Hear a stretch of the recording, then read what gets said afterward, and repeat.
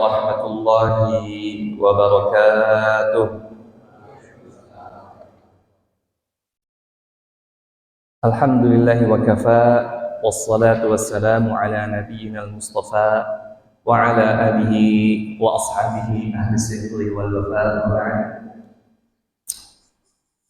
Yang saya hormati dan Allah muliakan pengurus dari Majelis DKM Masjid Nurul Iman, juga Majelis Ta'lim Nurul Iman, seluruh jajaran pengurus, serta jamaah sekalian, jamaah Masjid Nurul Iman yang Allah muliakan dan saya banggakan. Alhamdulillah, kesempatan subuh hari ini kembali Allah mengizinkan kita semuanya dengan limpahan nikmatnya tentunya untuk bisa kembali hadir dalam majelis ilmu setelah kita melaksanakan sholat subuh berjamaah. Tentunya mudah-mudahan kehadiran kita di sini, walaupun sebagian kita mungkin ada yang kondisinya sedang kurang sehat, sebagian kita hadir di sini, memaksakan hadir di sini, mungkin sebenarnya kondisinya sedang lelah karena kurang istirahat semalam, tapi tetap berusaha untuk hadir di majelis ilmu ini, sholat berjamaah. Mudah-mudahan sekali lagi kehadiran kita di sini ini bisa menjadi wasilah Allah menyehatkan kita, mengangkat penyakit kita bagi yang sedang sakit. Allah mempermudah segala urusan kita bagi yang sedang banyak urusan. Ya. Allah memberikan peluangan waktu dan rezeki buat kita semuanya insya Allah, dan mudah-mudahan dengan kita istiqomah konsisten senantiasa hadir sholat di masjid, ikut kajian-kajian keislaman, ini merupakan salah satu bukti syukur kita atas nikmat tersebut, sehingga mudah-mudahan Allah jaga nikmatnya, bahkan Allah tambah. Amin ya rabbal alamin. Salat dan salam mudah-mudahan tercurah limpahkan kepada pemimpin kita, teladan kita, Nabi Muhammad sallallahu alaihi wasallam, keluarganya, sahabatnya, dan mudah-mudahan kita termasuk umatnya yang akan mendapatkan syafaat dari beliau di akhirat. Para hadirin sekalian, Bapak Ibu yang dimuliakan Allah Subhanahu wa taala, berbahagia sekali setelah liburan ya, Syawal kembali bisa hadir membersamai Bapak Ibu sekalian dalam kajian tafsir. Dan alhamdulillah kita sudah memasuki surat yang ke-91. Kalau dari belakang kita hitungannya 91. Ya, berarti kita sudah membahas dan mengkupas 24 surat ya, termasuk dengan Al-Fatihah. Ya. Sekarang kita masuk surat Asy-Syams. Surat Asy-Syams. Silahkan bisa dibuka. Insya Allah seperti biasa kita baca dulu. Ya, kita belajar cara baca surat Asy-Syams. Bisa diikuti. A'udzu billahi minasy syaithanir rajim.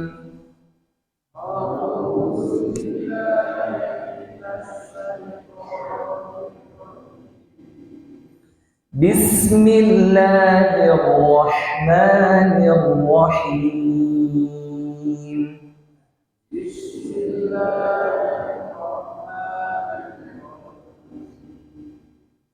Wasyamsi wa duhaha.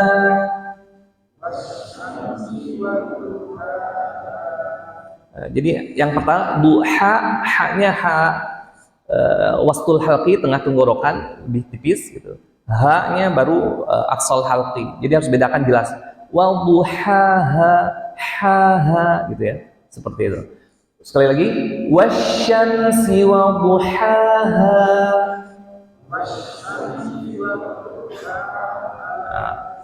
Wal qamari idza talaha.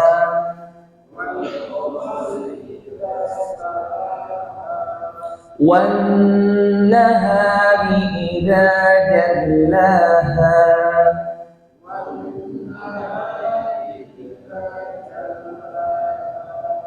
والليل إذا يغشاها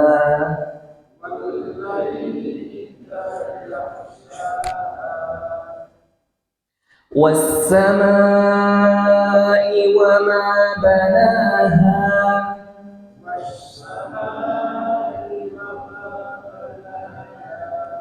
والأرض وما طحاها Nah, sama ini juga طحاها gitu ya. والأرض وما طحاها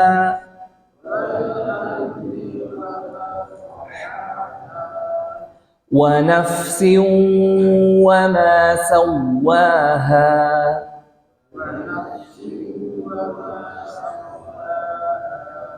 فألهمها فجورها وتقواها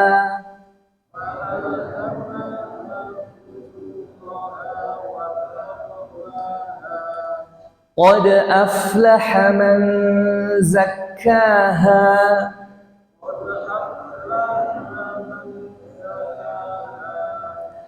وقد خاب من دساها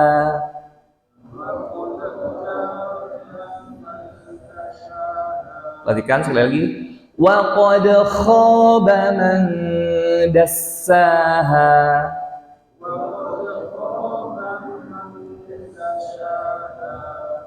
كَذَّبَتْ ثَمُودُ بِطَغْوَاهَا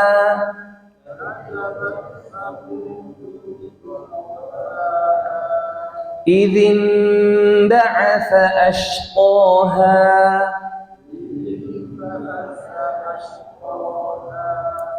فقال لهم رسول الله ناقة الله وسقياها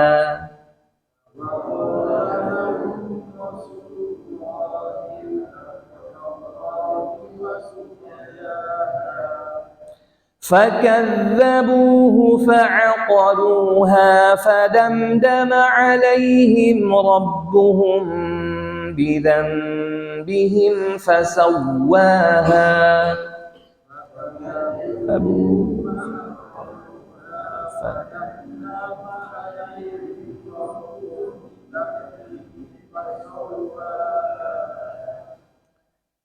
ولا يخاف عقباها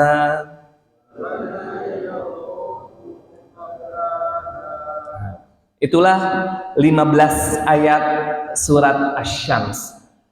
Walaupun sedikit panjang ya, untuk ukuran juz 30 sedikit panjang. Tapi sebenarnya inti kandungan dari surah Asy-Syams ini nggak banyak. Bahkan kalau di beberapa tafsir hanya 2 isi kandungan surat Asy-Syams ini. Nah, kita bahas. Surat Asy-Syams, surat secara urutan mushaf itu ke-91. Turun setelah surat Al-Qadar. Saya baca dalam beberapa riwayat turun setelah surat Al-Qadar. Adapun Asy-Syams merupakan surat Makkiyah. Diturunkan sebelum Rasulullah hijrah ke Madinah. Ya. Dan saya belum menemukan riwayat tentang sababun nuzul atau sebab turunnya surat Asy-Syams ini, karena sekali lagi tidak semua surat atau ayat dalam Al-Quran ada sebab turunnya. Tapi saya menemukan riwayat hadis yang ada hubungannya dengan surat Asy-Syams. Apa itu? Ada kisah saat itu seorang sahabat Mu'adz bin Jabal mengimami warga dalam sholat Isya. Jadi imam sholat Isya. Lalu Mu'adz bin Jabal ini saat jadi imam baca surat Al-Baqarah. Bayangin sholat Isya, bacanya surat Al-Baqarah sampai khatam. Dari ayat pertama sampai 286. Surat Al-Baqarah itu surat yang paling panjang di Al-Quran. Dipakai oleh Mu'adz bin Jabal dalam sholat Isya. Bayangkan. Mau dicoba Bapak Ibu semua? Sampai dulu zaman sahabat juga ada seorang sahabat yang akhirnya entah kenapa saat diimamin akhirnya apa? Dia keluar dari jamaah sholat isya, kemudian sholat sendiri. Sholat sendiri, misahin tuh. Ya. Tapi enggak, kalau di kita mungkin ada imam yang baca surat panjang gitu, misahin diri sambil ngomel-ngomel ya. Apa sih imam gitu? Gak tahu diri baca. Nah, dia misahin diri aja. Setelah selesai sholat, sahabat lain ada yang cerita kepada Mu'adz bin Jabal. Tadi ada seseorang yang misahin diri, gimana Bang? Mu'adz bin Jabal langsung ngomong gini, innahu munafiq. Orang yang misahkan diri saat berjamaah dengan itu orang munafik. Paham? Akhirnya orang yang misahin diri mendengar dikatain sama Mu'adz bin Jabal munafik. Akhirnya orang tersebut ngadu langsung kepada Rasulullah SAW. Ya Rasulullah, aku dibilang munafik sama Mu'adz bin Jabal. Kenapa? Padahal aku memisahkan diri saat sholat karena memang aku udah nggak sanggup, kakinya udah gemeteran gitu, panjang. Akhirnya Mu'adz bin Jabal dipanggil, Mu'adz bin Jabal yang dimarahin oleh Rasulullah SAW. Kata Nabi, afattanun anta ya Mu'adz? Wahai Mu'adz, apakah engkau ingin menimbulkan fitnah di tengah masyarakat ya dengan membaca surat Al-Baqarah saat sholat isya gitu ya? Diam aja Mu'adz. Maka kalau sholat isya, kalau kamu mimpin sholat isya, cukup kata Nabi bacanya surat Asy-Syams, surat Al-Lail, surat Al-A'la, dan surat Al-Alaq. Nabi menyebutkan 4 surat dalam hadis tersebut. Kalau sholat isya, cukup baca yang Asy-Syams, Al-Lail, Al-A'la, dan Al-Alaq. Cukup yang sedang-sedang aja. Nah, saya menemukan itu tentang, ada disebutkan dalam hadis tentang surat Asy-Syams. Seperti itu. Jadi memang kalau sholat isya jangan terlalu panjang banget. Sedikit ini aja juz 30 ya surat-surat itu gitu kata Nabi. Seperti itu. Bahkan kalau sholat maghrib Rasulullah biasanya lebih pendek lagi. Surat-surat pendek. Biasanya Rasulullah kalau sholat subuh baru tuh yang agak panjang. Yang panjang Rasulullah kalau sholat subuh tuh. Seperti itu. Tapi enggak juga sampai surat Al-Baqarah ya, sepanjang-panjangnya. Kenapa? Kata Nabi, di belakang kamu itu bisa jadi ada orang tua, orang yang sedang sakit, ya, ada yang anak-anak yang memang belum sanggup untuk berdiri lama gitu. Maka dalam ibadah saja enggak boleh memberatkan orang lain. Dalam Islam tuh begitu, syariat Islam tuh.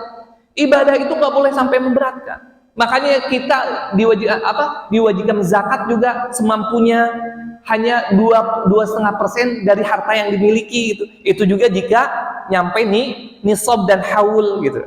Seperti itu. Itu indahnya syariat Islam. Seperti itu. Nah, ini yang berhubungan, hadis yang berhubungan dengan surat Asy-Syams. Nah, kita masuk karena syuruk jam 6 kurang 6 menit ya. Kita masuk ke ayat pertama. Insya Allah nggak banyak juga kandungannya. Ayat pertama sampai ayat ke-7 ini semuanya berisi tentang sumpah. Tentang sumpah. Allah bersumpah dengan makhluk-makhluknya. Dan surat yang banyak isi sumpahnya ini surat Asy-Syams. Sampai 7 ayat isinya sumpah semuanya. Kalau yang lain paling banyak ada yang satu seperti wal asr, sumpahnya satu demi masa. Surat Ad-Duha, wad-duha wal laili idza saja 2 ayat. Paling ada juga di juz 27 wat-tur wa kitabim mastur fi raqqim mansyur al-bait itu 5. Tapi Allah di surat Asy-Syams ini sampai 7 ayat diawali dengan sumpah semuanya. Kita bahas sumpah-sumpahnya. Pertama, wasyamsi wadduhaha. Demi matahari dan sinarnya di pagi hari. Nah, jadi Allah ayat pertama ini bersumpah dengan matahari dan sinarnya di pagi hari atau disebut duha tadi. Jadi waktu duha itu Kalau matahari terbit, misalnya bulatan matahari ini sudah naik tiba di ufuk gitu ya, udah naik semuanya. Nah, udah bulatan naik. Nah, itu awal terbit matahari itu bukan waktu duha. Waktu duha 15 menit ketika matahari sudah mulai agak naik. Nah, itu baru di awal duha saat kita disyariatkan untuk sholat syuruk. Itu awal waktu duha adalah saat kita sholat syuruk tadi. Jadi fajar terbit cahaya merah gitu ya, cahaya merah agak keputihan, itu awal waktu subuh ya, fajar. Kemudian setelah fajar terbit adzan subuh, kemudian waktu subuh terbit matahari, kemudian waktu 15 menit setelah itu waktu duha. Sampai 7 menit atau 6 menit sebelum matahari tepat di atas kepala kita. Kemudian lewat sedikit, itu masuk waktu zuhur. Nah, gitu prosesnya. Nah, kemudian Allah bersumpah di awal pertama itu demi matahari dan sinarnya di pagi hari. Ingat kaidahnya, ketika Allah bersumpah dengan makhluk, menandakan suatu yang istimewa. Dan harus kita pahami konsep sumpah dalam Al-Quran itu sama dengan kita. Kira-kira asumsinya kalau kita berkata dengan menggunakan sumpah, tujuannya untuk apa sih? Ada 3. Pertama, biasanya kita bersumpah tuh untuk meyakinkan orang-orang supaya enggak ragu. Betul nggak? Saya mau ngasih uang kamu 100 juta. Yang benar gitu kan. Orang nggak percaya, tiba-tiba ada orang ngasih 100 juta. Untuk meyakinkan dia, biasanya bersumpah. Demi Allah, saya akan kasih kamu 100 juta. Karena orang ragu, tiba-tiba mau ngasih 100 juta gitu. Untuk meyakinkan, maka dia bersumpah. Nah, Allah juga begitu. Ketika bersumpah, supaya yakin. Karena masih banyak orang-orang yang ragu. Itu pertama. Yang kedua, ketika Allah bersumpah, tentunya isi sumpahnya ini merupakan sesuatu yang sangat-sangat penting. Allah nggak mungkin bersumpah untuk sesuatu yang sepele. Masa kita bersumpah untuk sesuatu yang sepele, misalnya, demi Allah saya akan ngasih kamu kerupuk gitu ya. Nggak mungkin bersumpah ngasih kerupuk gitu ya. Seperti itu. Nah, ketika Allah bersumpah, isi sumpahnya pasti sesuatu yang penting. Seperti itu. Nah, yang ketiga, ya, biasanya isi sumpah Allah tuh bisa jadi ya untuk sesuatu yang memang kondisinya Allah itu benar-benar serius, atau bahkan bisa jadi Allah marah. Ya, walaupun nggak bisa dinisbahkan Allah marah ya, tapi biasanya kita kalau bersumpah kan kondisi emosional kita tuh ini ya sedang naik gitu. Lihatin aja, demi Allah gitu kan, aku kayak di sinetron lah ya, demi Allah aku akan membalasnya gitu kan. Seperti itu gambarannya, seperti itu. Maka kita bisa kaji tuh, ketika ada di awal ayat ada sumpah, kemudian ada si sumpahnya, kita bisa mengkaji ini Allah tuh bersumpah dalam kondisi apa. Apakah untuk menjelaskan sesuatu yang penting banget, atau untuk meyakinkan sesuatu yang di luar logika sehingga kita kadang ragu, supaya dengan sumpah supaya nggak ragu, atau kondisi Allah sedang benar-benar ingin menegaskan gitu. Nah, itu kaidah dalam sumpah dalam Al-Quran itu seperti itu. Kita bisa lihat di kitab-kitab tafsir. Nah, tadi Allah bersumpah dengan demi matahari ya, dan sinar paginya dan sinarnya di waktu pagi. Ada yang mengatakan wadduhaha itu sinarnya. Kalau di terjemahan Depag yang resmi itu sinarnya ya, atau cahayanya. Ada kalau di kitab tafsir lain demi panasnya, panas matahari ya, nyanya itu kembali kepada matahari, atau waktunya, waktu terbit mataharinya.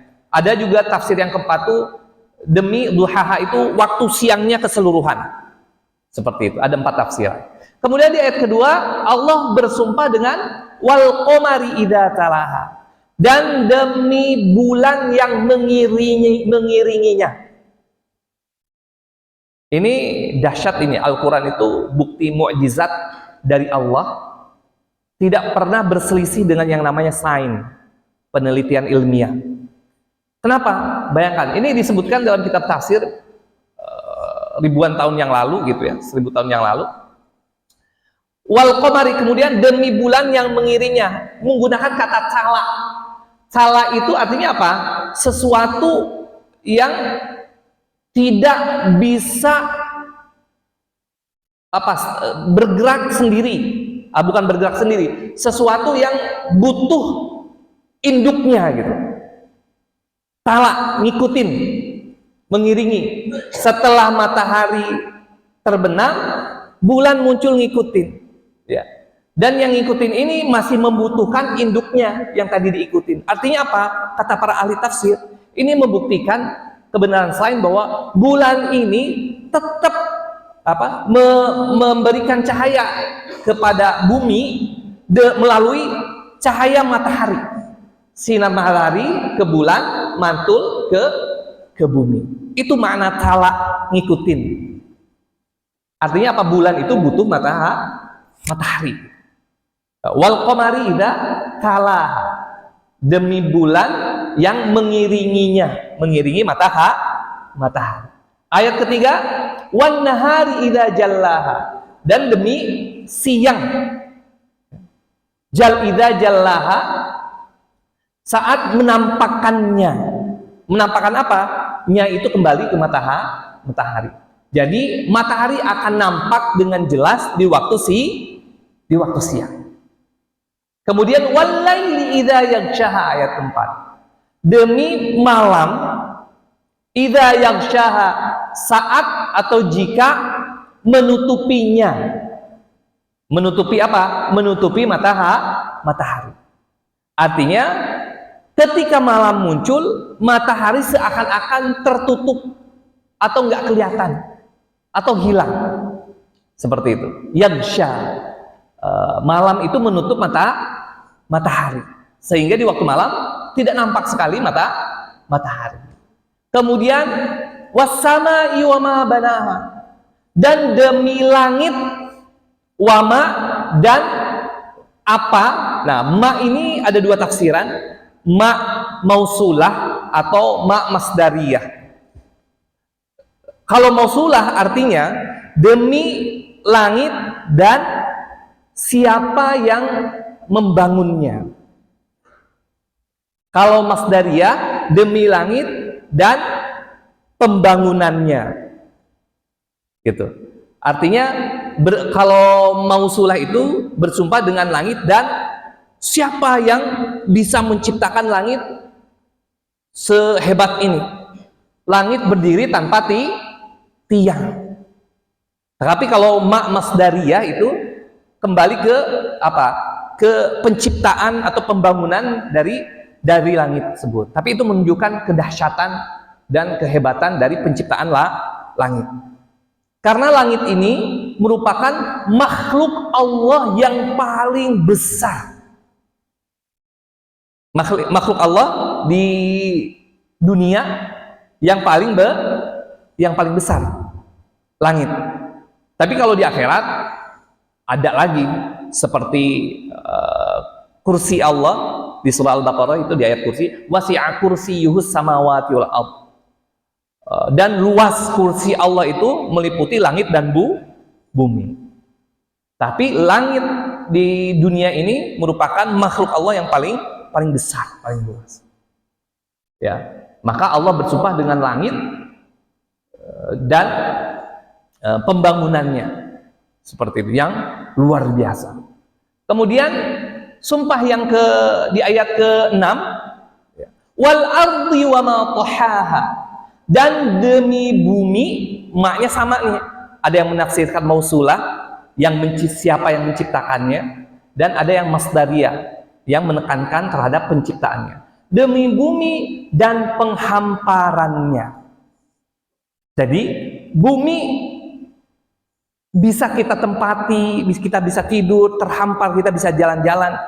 Itu karena Allah telah menghamparkan bumi. Pertanyaannya, bumi itu datar atau bulat? Dulu kan ramai ya tentang bumi itu datar atau bulat. Datar bulat, wah perdebatan nggak berhenti-berhenti. Seperti itu. Tapi kalau kita rujuk kepada perkataan para ulama bahwa memang bumi itu bulat, dari dulu disampaikan. Orang yang menyebutkan bahwa bumi datar itu berdalil dengan surah An-Naba ayat ke-6. Alam naj'alil arda mihada. Bukankah kami telah membuat bumi ini terhampar? Terhampar itu udah datar. Tapi para ulama menafsirkan surah An-Naba ini bukan terkait penciptaan bentuk. Kenapa? Karena pakainya naj'al. Bukan kami telah menjadikan, bukan menciptakan, tapi menjadikan. Artinya bumi itu bulat, cuman dengan kekuasaan Allah, Allah jadikan terhampar.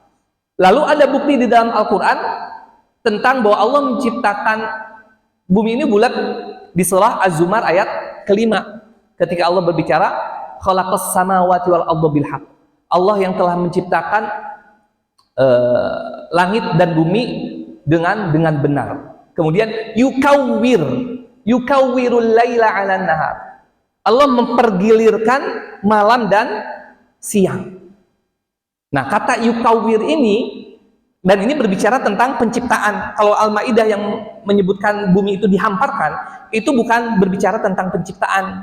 Katanya pakai naj'al, kami menjadikan. Kalau di Az-Zumar itu disebut dengan penciptaan, khalaqo, artinya menciptakan. Jadi berbicara bentuk. Kemudian disebutkan yukawwir, mempergilirkan. Nah, yukawwir itu dari kata kuroh. Dalam bahasa Arab, kuroh itu artinya bola. Seperti itu. Bola. Sehingga para ulama ya banyak yang menyebutkan bahwa memang bumi ini bulat. Seperti itu.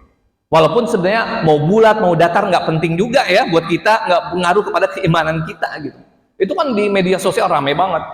Aliran bumi datar, bumi bulat segala macam. Emang kalau bumi memang datar, kalian mau jadi rajin tahajud gitu, jadi makin beriman bertakwa, kan nggak ngaruh juga gitu. Nah ini terkait tentang Allah menghamparkan bumi, wa ma tahaha.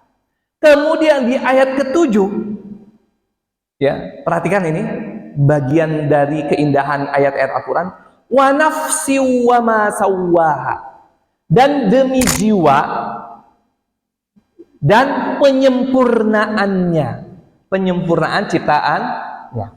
Kalau kita perhatikan semua ayat sebelumnya 1-6, Allah bersumpah dengan isim makhluk, diawali dengan alif lam semuanya. Wasyamsi, asyams ada alif lam. Wal qamari, al qamari ada alif lamnya. Ya. Kemudian an-nahar ada alif lamnya. Al-lail bisa diperhatikan di keluarnya, ada alif lamnya. Ya. As-sama ada alif lamnya, al-ardi alif lamnya. Tapi ketika berbicara tentang bersumpah dengan jiwa, Allah menghilangkan alif lamnya. Wa nafsin, demi jiwa. Ahli tafsir mengkaji nih. Kalau ada yang aneh itu langsung dikaji, cari hikmahnya. Ini kenapa nih? Kok Allah tiba-tiba menghilangkan alif lamnya di kata nafs, artinya jiwa?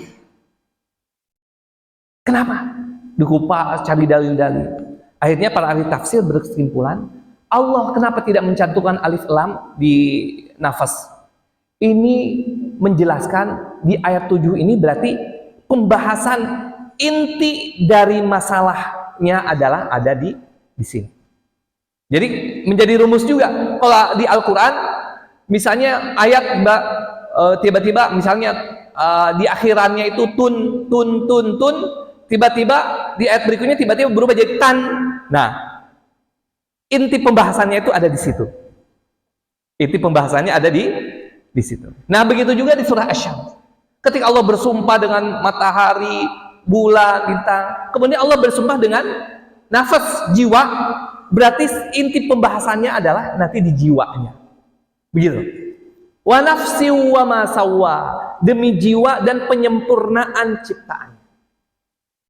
Yang menarik yang saya baca dalam kitab-kitab tafsir, kata sawwaha itu diterjemahkan di bahasa Indonesia di Quran terjemahan itu dan penyempurnaannya. Tapi kalau kita lihat dari bahasa, sawwa ini dari kata taswiyah, dari kata sawaun.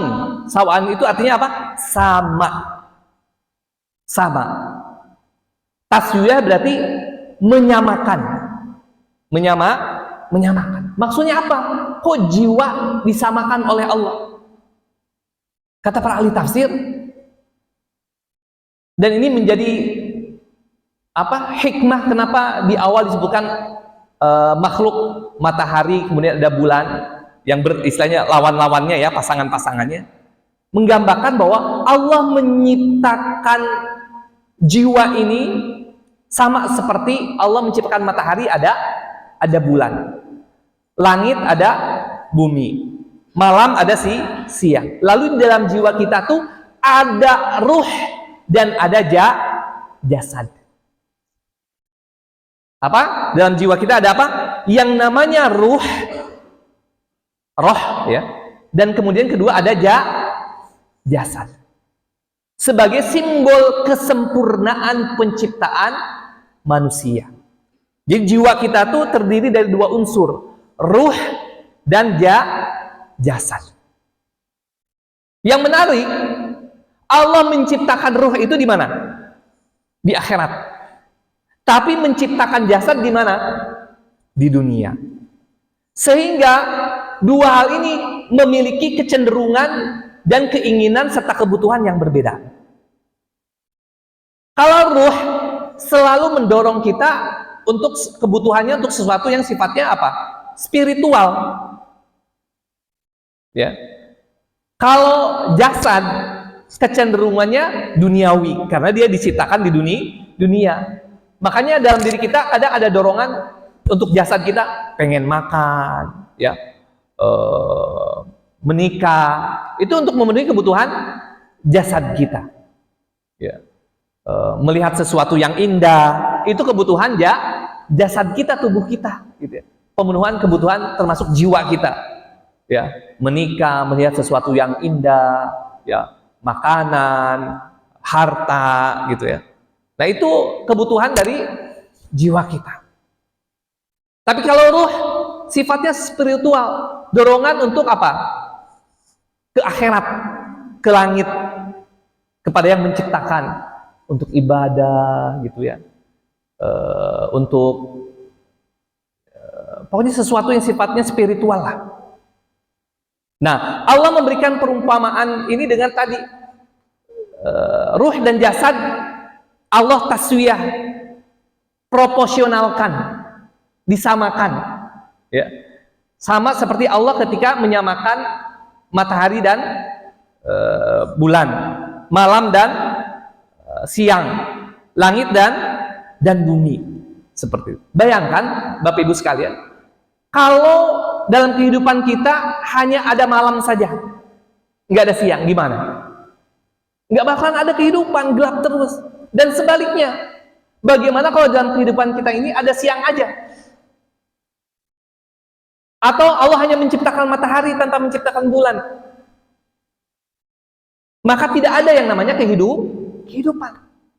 Dan begitu pun dalam jiwa kita. Ya, Allah menciptakan jiwa dengan unsur ruh dan tubuh, jasad, supaya ada kehidupan di dalamnya. Sehingga ada dua sisi nih. Ada dua sisi yang memiliki kecenderungan berbeda-beda atau kebutuhan berbeda. Nah, manusia gitu ya. Ada yang benar-benar narik ke sisi yang sebelah kiri untuk memenuhi kebutuhan jasad atau tubuh. Maka lahirlah yang namanya ajaran kapitalisme. Tahu ya kapitalisme? Pokoknya kapitalisme ini semua kebutuhan jasad kita terpenuhi, harta, makan, gaya hidupnya tuh. Kemudian pokoknya semuanya yang dibutuhkan, semua itu fokus memenuhi kebutuhan jasad kita, kemewahan, semuanya kebutuhan jasad kita terpenuhi benar. Tapi meninggalkan kebutuhan ruh kita. Sehingga memang dia kenyang, memang dia mendapatkan kemewahan, kemudahan hidup segala macam. Tapi orang-orang kapitalisme tuh nggak bahagia. Kenapa? Karena ruhnya ditinggalkan. Padahal jiwa ini memiliki jasad, tapi ada ruh juga. Akhirnya orang-orang kapitalisme tuh banyak yang nggak merasa bahagia. Akhirnya apa? Kalau gitu Kita hijrah saja ke sisi kanan. Dipenuhi kebutuhan ruh dengan meninggalkan kebutuhan jasadnya. Akhirnya apa? Dia nggak menikah, meninggalkan kehidupan dunia. Ada kan ajaran seperti itu? Kalau ajaran yang meninggalkan ruh itu memenuhi kebutuhan dunia, itu kapitalisme. Kemudian nggak mendapatkan kebahagiaan, pindah ke sisi kanan dengan meninggalkan sisi jasad kiri itu. Dia nggak menikah, nggak kerja, ya kayak maaf misalnya sebagian agama ada yang seperti itu kan. Misalnya udah ada bante atau apa kayak gitu. Itu kan benar-benar nggak nikah, nggak memenuhi apa, nggak punya ambisi kepada harta gitu. Nggak makan sesuatu yang dianggap itu merupakan sumber kenikmatan gitu. Ditinggalin semuanya pokoknya. Bertapa gitu kerjaannya, ke hutan, dunia itu ditinggalkan. Tapi juga nggak mendapatkan kebahagiaan. Berbeda dengan ajaran Islam. Ajaran Islam memperhatikan ruh kita, akhirat, tanpa harus meninggalkan kebutuhan jasad kita.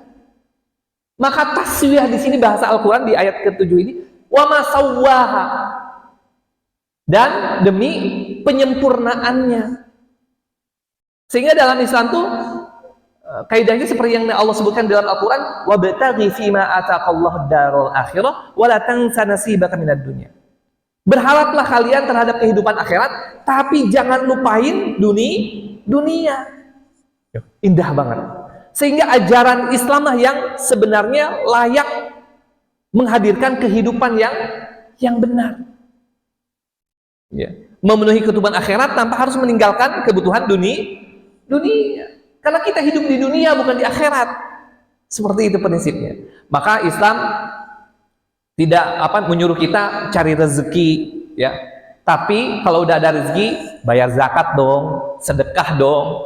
Itu kehidupan akhirat. Allah mempercayakan ibadah kita ya, ruh segala macam. Tapi jangan lupa makan, menikah gitu. Indah banget ajaran Islam. Ya. Itu makna dari wa ma sawwaha, dan demi penyempurnaan penciptaannya. Ya. Nah, di ayat ke-7 ini Allah berbicara tentang jiwa yang menjadi pusat pembahasan kita. Pusat pembahasan ini tentang jiwa. Ya. Makanya di ayat ke-8 Allah menegaskan tentang jiwa, fa'alhamaha fujuraha wa taqwaha.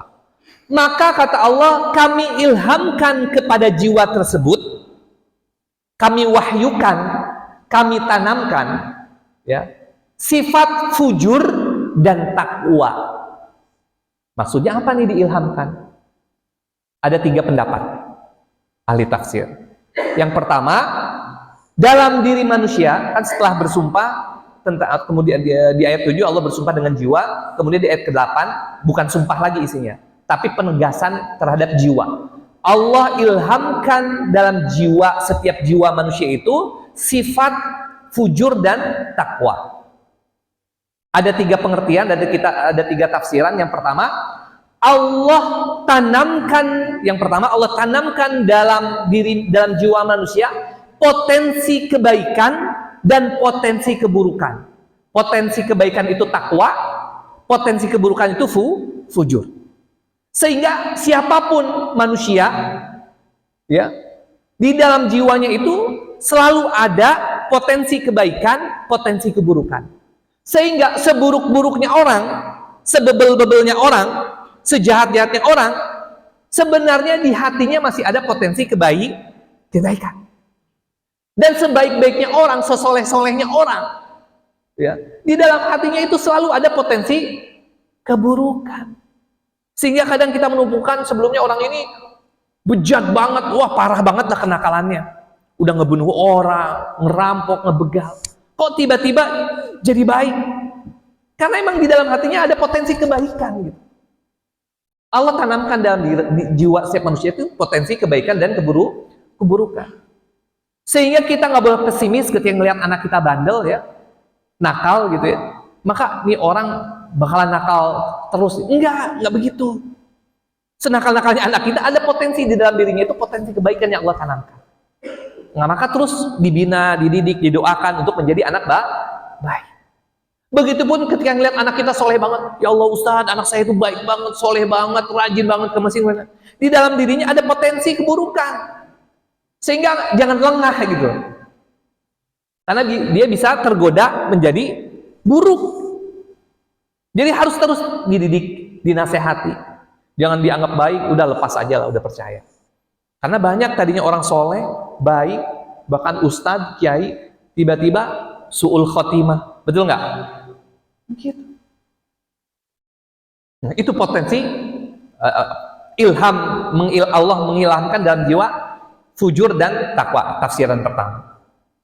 Tafsiran kedua adalah bahwa Allah menjadikan potensi kebaikan dan keburukan itu seperti sinyal dalam diri kita, sehingga walaupun dia nggak belajar, dia bakalan mengetahui bahwa ini perbuatan baik. Dia akan jihati, dia akan mengetahui ini perbuatan buruk. Coba aja, ya, itu secara fitrah. Sehingga mau dia orang Islam, mau dia orang ateis, nggak punya agama, kalau dia berbuat buruk, hatinya itu selalu menolak. Sehingga orang kalau berbuat buruk tuh pengennya nggak diketahui orang lain. Betul nggak? Karena itu ada potensi kebaikan dan keburukan fitrah yang menjadi sinyal. Makanya orang kalau mau mencuri itu nggak mau ketahuan, sembunyi-sembunyi. Kadang kita juga kalau mau melakukan dosa itu ada bisikan di dalam hati ya, Pak, Bu.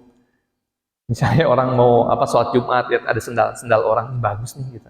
Tapi jangan. Selalu ada bisikan. Seperti itu. Nah, itu yang dimaksud ilham. Tafsiran ketiga, cuman ini sedikit ulama yang menyebutkan ini, bahwa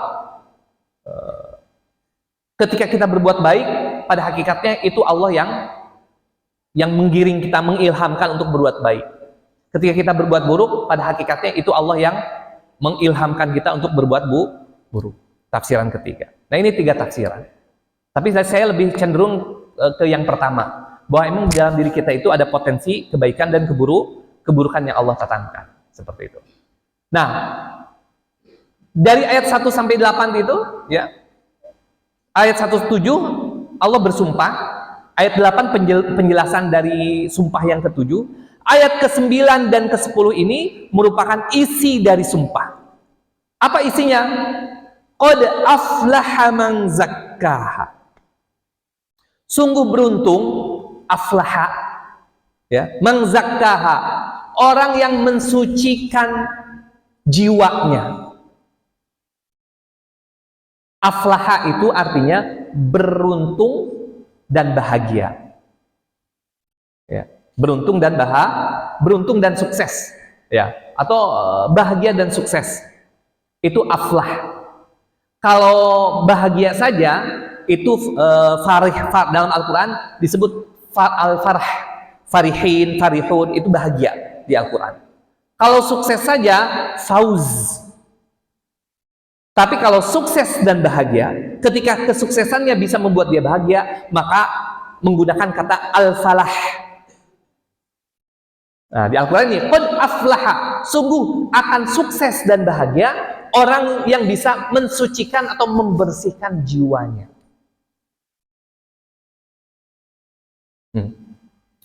Ini kuncinya. Jadi pensucian jiwa, makanya ada disiplin ilmu namanya tazkiyatun nafas. Sayyid Hawa, Imam Al-Ghazali itu mengarang kitab tentang ilmu tazkiyatun nafas, pensucian jiwa. Kenapa? Karena sekali lagi manusia itu punya potensi buruk juga, fujur, sehingga harus senantiasa dibersihkan, di laundry, dicuci gitu. Seperti orang yang senantiasa mensucikan diri, membersihkan jiwanya dari dosa-dosa yang telah dia lakukan, maka dia orang yang beruntung dan bahagia atau aflah tadi. Dan sebaliknya di ayat ke-9, di ayat ke-10-nya, wa qad khaba man dassaha, dan akan merugi orang yang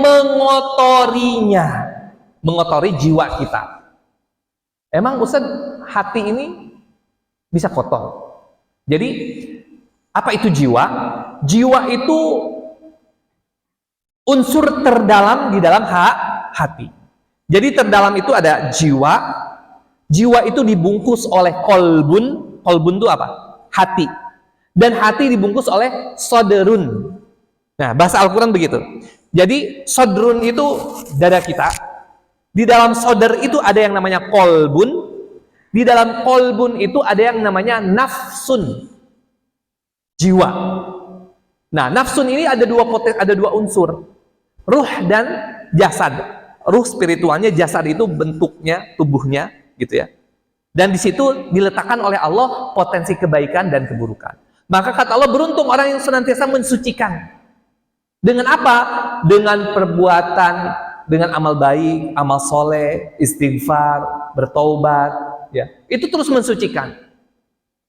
Sungguh rugi orang yang mengotorinya dengan apa? Ya perbuatan dosa, perbuatan maksiat. Makanya dalam hadis yang diriwayatkan oleh Imam Tirmidzi, Rasulullah SAW bersabda, innal abda, sesungguhnya seorang hamba, idza akhta'a khati'atan, jika dia melakukan kesalahan, keburukan, nukitat fi qalbihi nuktatun sauda, maka akan terbentuk di dalam hatinya itu noda hitam. Satu kali melakukan dosa, ada satu noda hitam di hatinya. Fa idza huwa naza'a wastaghfara wa taba suqila qalbu. Maka ketika dia melakukan dosa, hatinya jadi hitam, ada titik hitam satu. Kemudian dia bertobat, beristighfar dari kesalahan dan dosa tadi, maka noda hitam itu hilang. Hatinya jadi putih. Jadi asal hati itu jernih, putih. Ya, jernih atau putih. Wa in ada zidafia. Kalau dia mengulangi perbuatan dosa, maksiat, maka nambah satu titik lagi. Terus titik nambah titik hatta ta'luwa qalbah. Sampai ketika dia terus mengulang perbuatan dosa dan maksiatnya, hatinya menjadi hitam. Hatinya menjadi hitam. Wa huwa ar-ranul ladzi dzakarallah. Dan inilah adalah apa? Tinta atau titik ya yang disebutkan Allah kallabal dalam surah Al-Mutaffifin ayat ke-14. Kallabal rana ala qulubihim ma kanu yaksibun. Ya. Jadi titik-titik hitam yang mengotori hati kita inilah dari perbuatan dosa dan kesalahan yang kita lakukan. Kalau kata Imam saya lupa namanya. Kata beliau, kalau hati udah diliputi titik hitam, maka kata beliau, la ya'rifuna ma'rufan wa la yunkiru munkaran. Dia nggak bakalan mengetahui kebaikan dan juga tidak akan mengingkari perbuatan dosa. Artinya udah bebel kalau hatinya udah gelap banget tuh, dikasih tahu, nggak mau sadar, dibilang itu salah, itu dosa, nggak mau denger, ya. Disuruh, ini sholat, ayo sholat. Enggak mau. Itu apa? Karena terlalu banyak perbuatan dosa yang menyebabkan hatinya itu bintik-bintik hitam. Nah, kemudian di ayat berikutnya, Allah menceritakan kisah kaum yang hatinya udah bebel, udah hitam. Kaum apa? Kaum Samud. Ya, kaumnya Nabi Saleh. Nah, jadi ketika Allah menceritakan, sungguh merugi orang yang mengotori hatinya. Akhirnya Allah menceritakan kisah kaum Samud yang mengotori hatinya. Apa? Nah, kadzabat Samud. Sungguh kaum Samud itu telah mendustakan nabinya. Siapa? Nabi Saleh. Ya. Nabi Saleh. Kenapa? Kaum Samud ini merupakan kaum yang tinggal di Arab. Jadi ada 4 nabi yang dia hidup di negeri Arab. Yang lainnya di Palestina gitu ya. Nabi Saleh, kemudian Hud, Syuaib dan Nabi Muhammad. Jadi hanya 4 nabi yang tinggal di Arab. Salah satunya Samud. Makanya peninggalan kaum Samud itu ada di Arab Saudi. 300 km dari Madinah ke arah utara. Itu peninggalan kaum Samud. Yang kalau ke sana tuh ada namanya daerahnya Al-Ula. gunung-gunung batu, tapi di situ ada peninggalan rumah-rumah mereka. Masih ada dan sudah masuk ke peninggalan cagar UNESCO. Itu indah sekali. Kalau jarang orang kalau umroh ke sana. Ya. Karena jaraknya memang 300 km. Tapi kalau saya umroh langsung ke sana. Karena biasanya kalau saya umroh, karena mungkin bisa bahasa Arab ya, saya nggak ikut rombongan dari travelnya gitu. Seperti itu. Karena umroh pertama ikut rombongan travel udah ke situ, pas umroh kedua ya ke situ-situ juga udah tahu. Saya jalan-jalan sendiri aja ke Jabal Magnet, kemana, ke pasar itu segala macam. Ya karena bisa bahasa Arab ya, jadi tinggal naik taksi antar ke sono, diantar sama itu. Nah itu di Madinah Al-Ula, kaum Samud. Kenapa kaum Samud mendustakan? Dia nyembah berhala. Di dalam surah Hud itu diceritakan jelas tentang kaum Samud. Surah Hud ayat 64, 65 sampai ayat 70. Kata Nabi Saleh yang diutus kepada kaum Samud, wa ya qaumi hadhihi naqatullahi lakum ayah fadharuha ta'kul fi ardillah. Jadi uniknya ketika Nabi Saleh dakwah kepada kaum Samud karena dia nyembah berhala juga, kaum Samud nggak mau nurut, bahkan nantangin Nabi Saleh.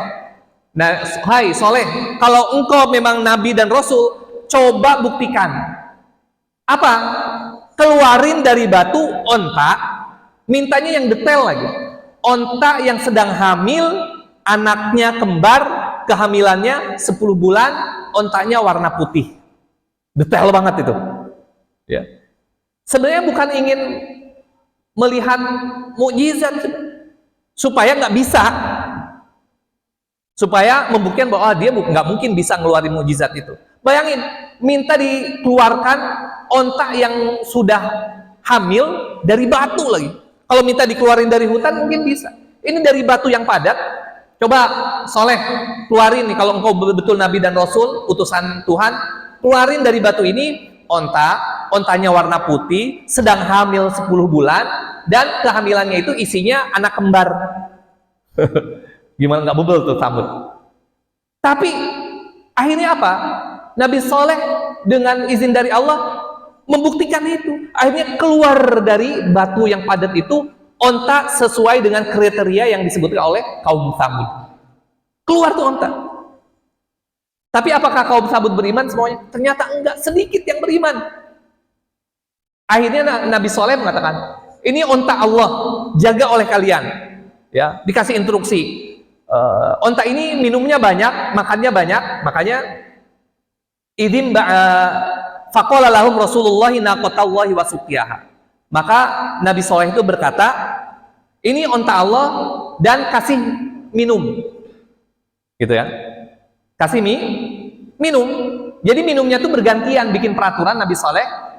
Sehari biarkan onta ini minum, kalian jangan minum ngambil air di sini. Besoknya kalian yang ngambil air di sumur itu. Diatur oleh Nabi Saleh. Akhirnya kaum Samud kesel. Ini nggak bisa begini. Maka kita disamain sama onta ngambil air sehari, kita sehari. Nah makanya di ayat berikutnya apa? Idzin ba'atha ashqaha. Salah satu orang yang paling celaka di antara mereka itu berdiri. Apa tujuannya? Membunuh ontanya. Padahal faqala lahum Rasulullah naqatallahi wa suqiyaha. Padahal Nabi Saleh itu berkata, ini onta Allah loh. Kasih minum, dirawat, jangan dibunuh. Tapi saking bebelnya itu, akhirnya apa? Ontanya dibunuh. Bahkan kisah pembunuhannya itu sadis juga. Dimutilasi ontanya. Enggak disembelih. Jadi ini kakinya tuh dibeset-beset gitu ya. Masya Allah. Ketika Nabi Saleh mengetahui ontanya itu udah dibunuh, marah Nabi Saleh. Kecewa. Akhirnya apa? Faqala tamatta'u fi darikum thalathata ayyam. Kaum Samud, tinggallah kalian di rumah kalian, silakan bersenang-senang di rumah kalian, karena 3 hari lagi akan datang azab menimpa kalian. Diancam sama Nabi Saleh. 3 hari lagi akan datang azab kepada kalian. Sudah, 3 hari ini kalian bersenang-senang saja di rumah kalian, jangan keluar-keluar.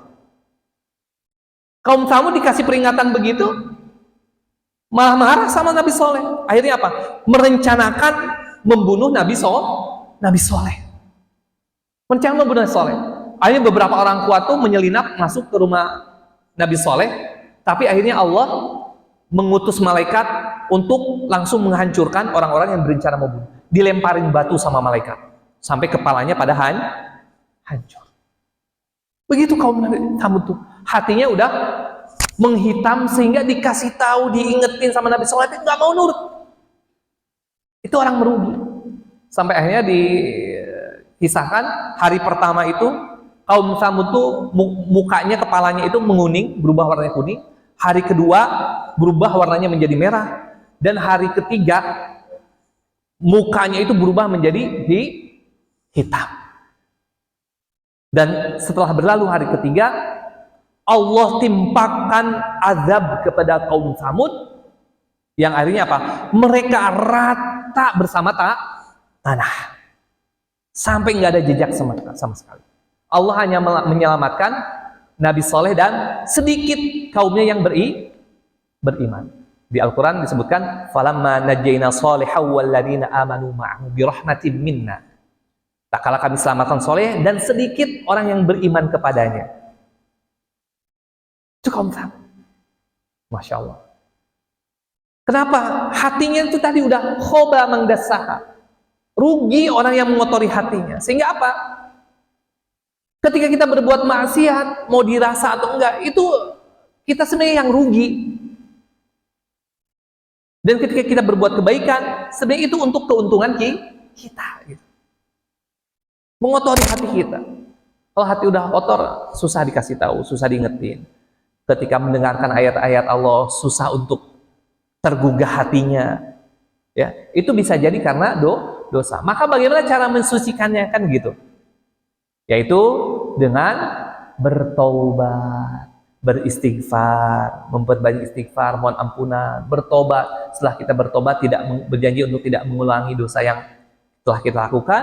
Kemudian selanjutnya memperbanyak amal soleh untuk membersihkan sisa noda-noda hitam tadi. Makanya di dalam surah lain, di dalam hadis yang diriwayatkan Imam Muslim, wa atbi'is sayyi'atal hasanata tamhuha, kata Nabi. Setelah kita berbuat dosa, keburukan, maka ikutilah dengan berbuat baik. Maka itu akan menghapus noda hitam yang ada di dalam hati kita. Kalau kita sadar atau nggak sadar telah berbuat dosa, maksiat, maka segera bertobat, minta ampun. Karena memang di dalam diri kita ada potensi keburukan ya. Jadi nggak pernah ada manusia namanya terlepas dari kesalahan. Semuanya pasti pernah berbuat dosa. Mau yang kecil, besar, dirasa atau enggak gitu ya. Maka ketika kita berbuat dosa, segera beristighfar, bertobat, memohon ampun kepada Allah. Kemudian setelah itu melakukan kebaikan untuk membersihkan noda-noda hitam yang menempel dalam hati kita akibat kita berbuat dosa tadi. Terus ketika kita banyak melakukan kebaikan, maka hatinya makin bersih, makin jernih. Maka kalau sudah bersih, insya Allah qad aflah, telah beruntung dan bahagia orang yang banyak berbuat baik. Istilahnya gitu. Maka Allah tutup ketika menceritakan kisah Nabi kaum Samud tadi, wala yakhafu uqbaha. Dan Allah tidak takut ya akibat dari perbuatan yang telah dilakukan Allah kepada kaum Samud dengan meratakannya dengan tanah. Kaum Samud itu diratakan dengan tanah. Padahal kaum Samud ini nenek moyang itu kaum Ad. Kaum Ad juga diazab, diratakan juga. Dan mereka tahu tapi nggak sadar. Ya, nggak sadar, nggak mau ngambil pelajaran, terus melakukan kesalahan. Udah Allah utus Nabi Soleh, diingetin, ditegur, karena terus melakukan dosa, maksiat, hatinya itu hitam. Sehingga kalau udah hatinya hitam, susah untuk dinasihat. Maka bertobat, beristighfar, kemudian banyak melakukan amal soleh untuk membersihkan hati kita supaya Allah berikan kemudahan kepada kita untuk melakukan kebaikan-kebaikan berikutnya. Tapi terakhir, ketika Allah menanamkan potensi keburukan, bukan ingin mencelakakan manusia, bukan. Tapi apa? Tapi Allah ingin memberikan gambaran potensi buruk supaya kita mengoptimalkan potensi baik kita. Seperti gini contohnya. Kita nggak bakalan tahu yang namanya sabar kalau kita nggak tahu yang namanya marah. Marah itu potensi fujur, sabar itu potensi takwa. Sehingga Allah menghadirkan sifat marah itu supaya kita bisa menahan marah kita lalu bersabar. Kalau bahasa ilmu fisika itu apa? Katalis ya. Katalis. Itu ilmu fisikanya, katalis. Ya. Allah membuat potensi marah supaya kita bisa sabar. Allah membuat sifat fujur sombong supaya kita bisa takwanya rendah hati. Gitu. Allah membuat potensi sifat fujur dusta supaya kita bisa jujur. Nah, begitu. Ya, seperti ada malam, ada siang, seperti sumpah Allah, ada matahari, ada bulan, ada langit, ada bumi. Itu katalis namanya kalau dalam ilmu fisika itu. Supaya kita, makanya ada, nggak mungkin kan kita bilang yang sabar nak, yang sabar. Sabar kenapa? Ya karena dia lagi marah-marah gitu. Yang sabar ya, gitu kan. Atau lagi emosi gitu. Jadi nyuruh sabar. Nah, demikian para jamaah sekalian. Tafsir dari surah Asy-Syams, mudah-mudahan sekali lagi kita bisa menjadi bahan introspeksi untuk kita. Apakah hati kita ini udah banyak titik-titik hitamnya nih, sehingga kadang dengerin ayat kok hatinya nggak tergugah, dengerin nasihat kok nggak sadar. Maka segera bertobat, memperbanyak istighfar, kemudian banyak melakukan amal soleh kebaikan untuk membersihkan noda-noda hitam yang banyak menempel di hati kita. Mudah-mudahan Allah memberikan kemudahan dan kekuasaan kepada kita semuanya untuk istiqomah dan kebaikan. Allah juga mengampuni segala dosa-dosa kita. Kita tutup dengan sama-sama membaca hamdalah dan doa kafaratul majlis. Alhamdulillahirabbil alamin. Subhanakallahumma wa bihamdika asyhadu an la ilaha illa anta astaghfiruka wa atubu ilaik. Mohon maaf jika ada salah ucap, salah sikap. Wassalamualaikum warahmatullahi wabarakatuh.